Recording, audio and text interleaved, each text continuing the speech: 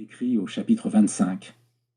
À chacune des 2 visites qu'il m'a rendues, nous avons fini en larmes. Il était si agité qu'il m'était impossible de l'amener à se détendre suffisamment pour qu'il comprenne le sens de mes paroles. J'ai pensé que le seul moyen pour qu'il puisse recevoir mon message était de l'écrire. Ainsi, il pourrait choisir un moment plus propice pour s'y mettre et le lire, cela autant de fois qu'il le voudrait. J'écris cette introduction à l'occasion de la publication de la seconde édition. Je regarde la couverture.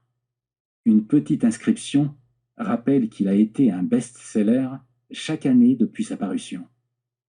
Je pense aux milliers de lettres de fumeurs du monde entier ou de leurs proches qui me remercient de l'avoir écrit.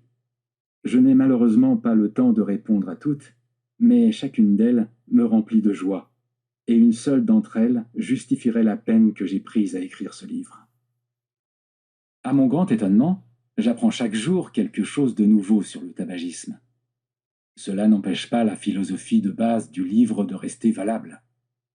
Sans vouloir prétendre parvenir à la perfection, il est un chapitre que je ne modifierai jamais, celui qui s'est révélé le plus facile à écrire, et par coïncidence, le plus apprécié des lecteurs, le chapitre 21. Outre ma propre expérience, celle des consultations que j'ai données, j'ai l'expérience des 5 années écoulées depuis la première publication du livre. Les changements que j'ai apportés à la seconde édition sont destinés à clarifier mon message, en insistant sur les cas d'échecs constatés et en essayant d'en déloger les raisons. La plupart de ces échecs concernent des jeunes gens contraints à venir me voir par leurs parents, mais n'ayant aucune envie d'arrêter de fumer. J'arrive pourtant à guérir 75% d'entre eux.